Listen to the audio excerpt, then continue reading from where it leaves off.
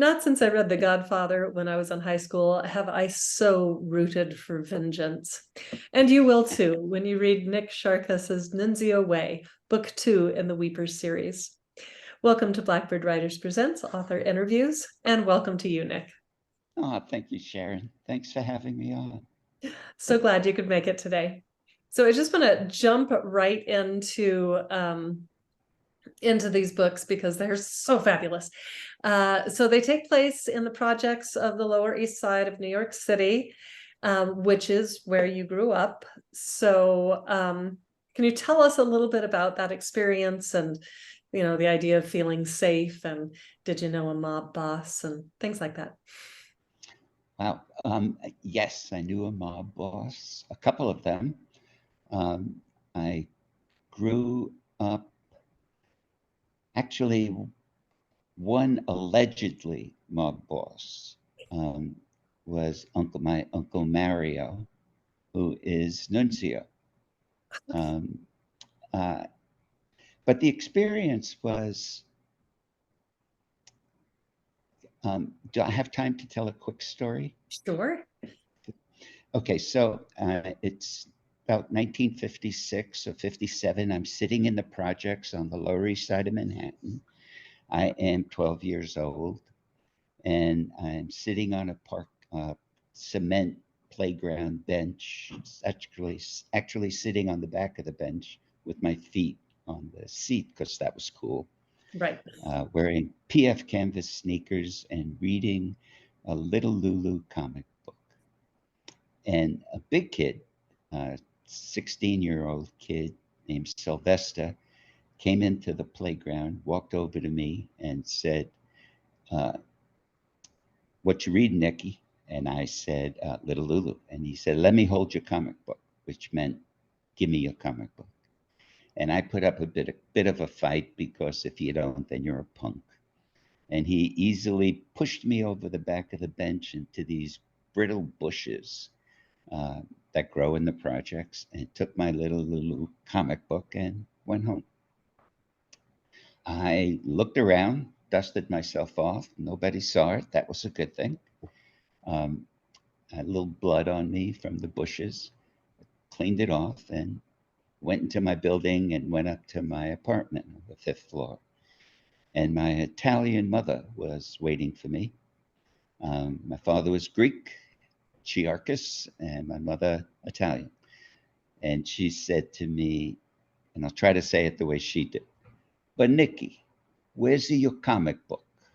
And I said, Ma, I probably left it. And she says, "State giù," which in Italian means shut up, cucumber, or something like that. I don't. And she said, "I saw Sylvester take your comic book." And she took me by the arm and she said, "Adamo, come with me." And we went over to Sylvester's building, which was the next building in the projects, and up to his floor. And my mother knocked on the door. Now, I was figuring and hoping that Sylvester it was a nice day. He's someplace in a park reading Little Lulu. He's not home. And Sylvester's mother answers the door, and my mother says, "Stella, your son took my son's comic book." And Sylvester's mother looks over her shoulder and says, "Sylvester, give Nicky back his comic book." One of the things I liked about that is she didn't give Sylvester a chance to lie to her. She just said, it also, the bad news was obviously he was home. So he came to the door and handed me the comic book and looked at me like this. And I looked at him like this. That's your mom. Nonverbal communication. But I knew tomorrow he was in my class and a really tough kid, and tomorrow was not going to be a good day for little Nicky. But my mother thanked his mother, and his mother thanked my mother, and we left. I tell that story to say that no one called the police. the mothers took care of everything that was going on in the projects. And it was a tough and dangerous place. But we all all us kids felt like we belonged to all of the parents. So if I was doing something wrong, Chico Borges's mother would say, Nikki, stop doing that or I'll tell your mother. And I would stop. Mothers looked, we felt like we mattered in that neighborhood. We didn't feel like we mattered to the greater society. We felt, especially in New York City, it's not really a city. It's made up of primarily, if I can use the military analogy, it's made up of lieutenants, captains, and generals of business and society. In the projects, we were all privates, and we knew that. We were not as good as the other kids. But the parents, the mothers, the families, they sat on benches. They told us stories. They gave us lessons like be kind, tell the truth, stand up for yourself, even if you catch a beating. Do what's right. Say please, say thank you, hold the door. My Uncle Mario taught me, I think, the greatest lesson, which was it's not about what you get for what you do. It's about what you become by doing it. And Don't write that decide, down.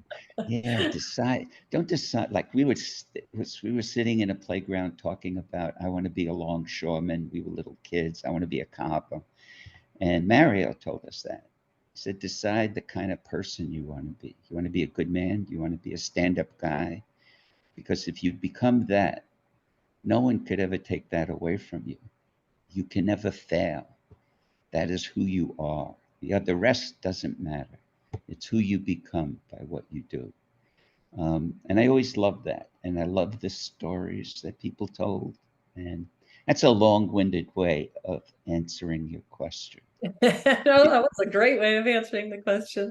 And I do just kind of want to follow up on that a little bit because as Sure. far as you know, what you become, nobody can take that away from you. And you became a New York police officer, and also you were on the President's Council for Organized Crime.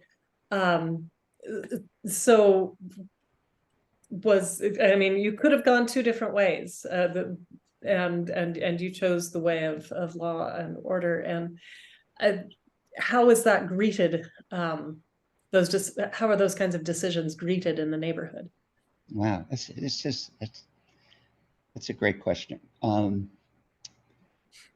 They're welcomed. Uh, so a lot of my friends, many of my friends, chose a different direction. Many of them wound up at Rikers Island, which is a city prison in New York, and then bigger prisons. Um, Many of them were recruited by organized crime. Um, and excuse me a moment, but my mother reminds me, I'm doing it, Mom, to tell people that organized crime is not just Italians. Every ethnic group has organized crime. Okay. Um, I I didn't like, I hated, it's not too strong a word for me, bullies. I Mm-hmm. didn't like Sylvester. I- No. Um, but, and for some reason, every time a Sylvester, there were lots of bullies in the projects, would be bullying a kid. And I was a small kid. I would step in between. I felt like I should protect that kid. And oftentimes I would lose the fight, catch a beating. Um, but I think that's why I wanted to be a cop. I think that's why I joined the Army. I wanted to stand between potential victims and their bullies, um, stand up to bullies. I still have that That's running beautiful. I through love me. that. Thank you. Thank you It, so much. if I'm in, and I embarrass family members, if I'm in a restaurant and somebody is bullying or being mean to a waiter or waitress, I will say something. And it's often annoying to people I'm with. Uh, I still have that sense that, uh, anyway, um, so I chose that direction, which is not uncommon. And when I chose that direction, my Uncle Mario was still, I loved him to the end. He died last March, and I miss him at the age of 99. And he's the one, when I said I'm writing Weepers, first book, first novel, um, and I'm going to put in real stories that you've told me, Mario. Uh, and I'd like to use your name. And he said, no, no, no, don't use my name. I don't want anybody to know it's me. And this is a true story. And so I said, okay, I know what name? And he said, pick Nunzio. I like it. It's my favorite pizza place. So that's Nunzio. that. Um, That's and awesome. his wife told me, and Phyllis told me that when I sent him the first book in 2015 when it came out, she said, you know what he's doing, Nikki? He's walking around the neighborhood telling people that's him. He's Nunzio. He's, I said, I would Don't have want finished anyone it. to know. It's I know. me. Oh, that's awesome.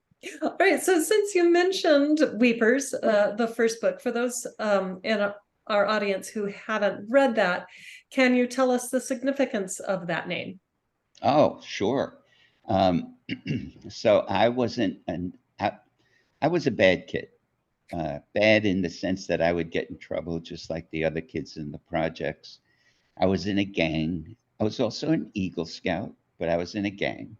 And the name of the gang was the Grim Reapers.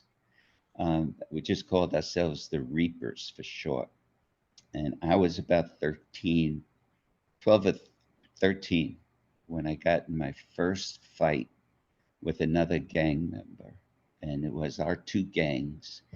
And my gang picked me, and their gang picked somebody else. And we got in a fist fight.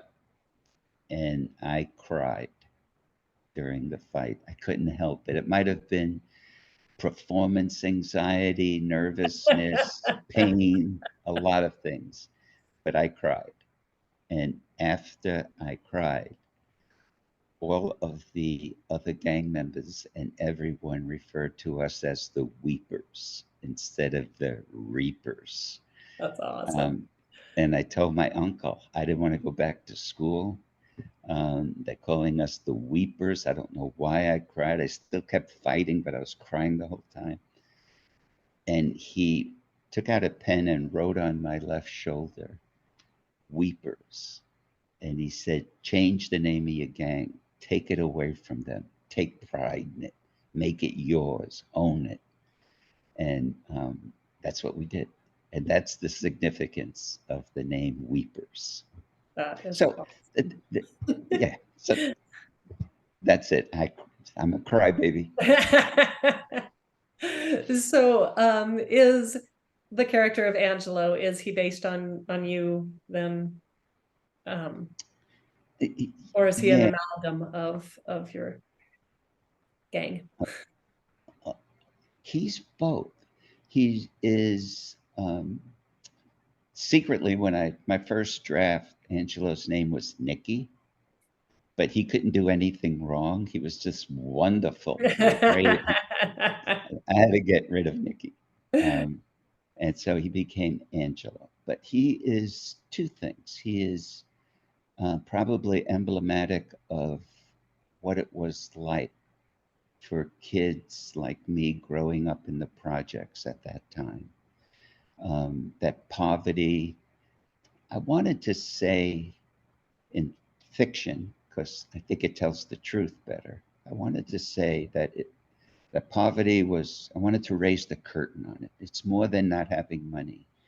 It's feeling this sense of loss, the sense of being a private, being unworthy. Um, I always felt that if I was in a fight with a middle class or an uptown kid on a rooftop and we both fell off and died, I would win because he has more to lose. Mm. That poverty was that. It was that kind of a weight. And that I hope that people, instead of that, that they would be in awe of the weight that a poor, as an example, woman with a couple of children, the weight that she carries every day, instead of criticizing the way she carries it, right? Mhm. So I wanted him to be emblematic in that way, but I also wanted it to be sort of a Ramon Cleef, uh, a story based on facts and real events with a facade of fiction over it. And so, through my eyes, through a looking glass, um, how I survived it, how I was ravened by the experience, how I was rewarded in some ways by the experience, and how it's carried through to today, how it lives in me. So, yes, in a long-winded way to your question, it it is based on real events and real people, and Angelo is a fictionalized memoir of my life growing up in those projects at that time. He is a delightful character. It's so much fun to spend time with him. Um, so I listened to the audiobook, and I was on a 7.5 hour drive, and I did not want to get out of my car because I wasn't. Aw, I was just like sitting in the driveway going, all right, I'm gonna at least get to the end of this chapter because there's no way I'm stopping right now.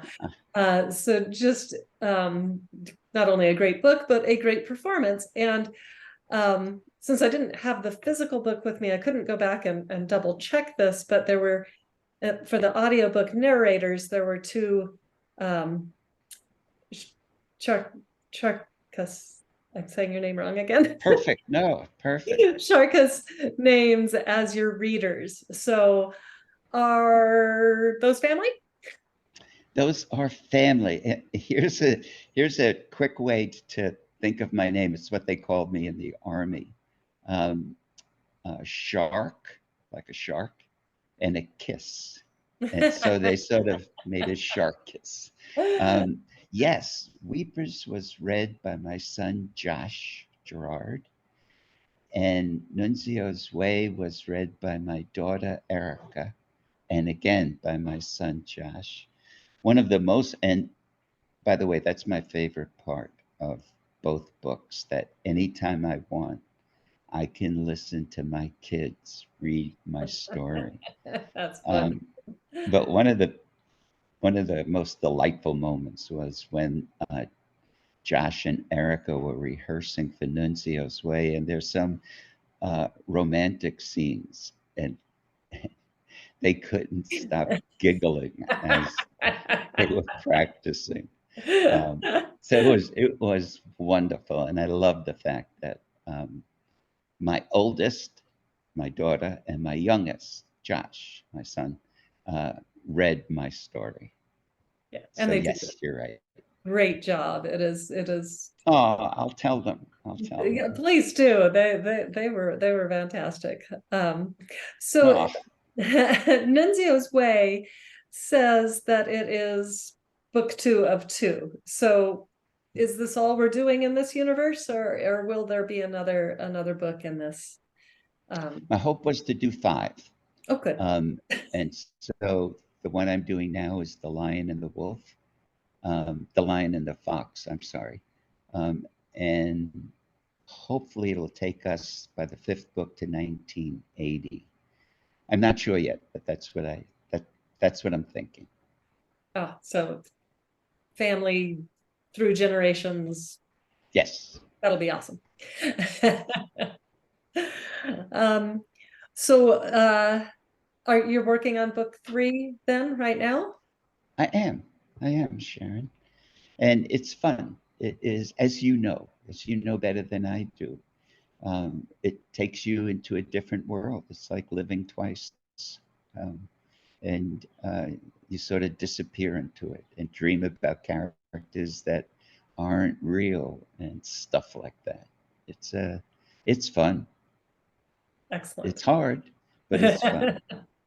Do you have a release date yet? Oh gosh, no. Okay. Oh, oh no.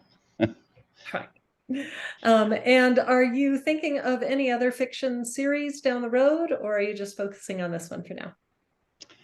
Focusing on this one, but also on a collection of short stories. Um, and stories that were again told by these folks sitting on benches, and also my experiences. Um, so when I was a New York City cop, I'd be riding around with my partner Tom Kenny. He was the old guy in the car. He was 26. I was 23. Um, and I thought it would be fun to write um, stories from the back seat of a police car, things you hear from people that are behind you, sitting there talking to each other. And so I started trying to compile short stories that I remember from um, being a cop in New York City uh, during that time. I was one of the few NYPD cops that were sent to Woodstock in 1969 to provide security. Wow. Um, uh, That's bunches of, experience. yeah, bunches of, I was in a movie with Sean Connery and Diane Cannon, the Anderson tapes, because I was stopping traffic while Sidney Lumet was filming the movie. And at one point I said to him, uh, listen, I don't want to interfere with what you're doing, but those cops, those extras, they should actually be wearing that name tag and that medal on the other side of the uniform. And he said to me, do you want to be in the movie? And I said, are you kidding? So I had this short, stupid part Oh, that's in the awesome. end. Yeah. So bunches of interesting stories and vignettes that I remember from those days being Oh, a cop. that's So I wanted to amazing. put those short stories together. All right. So where can our listeners find you? I'm having a battle with GoDaddy, so I don't have a website right now. Oh, no. Just my email, nick.charkas@gmail.com, Okay. or certainly at Henschel House or Amazon or Barnes and Noble or any place else. But they can email me. Okay, that sounds awesome. Well, thank you again so much for meeting with me today and chatting about all of this. It's just been great to hear your stories. No, And thank you all for listening to Blackbird Writers Presents Author Interviews. thank you, Sharon. Very Thank kind. Glad to have you.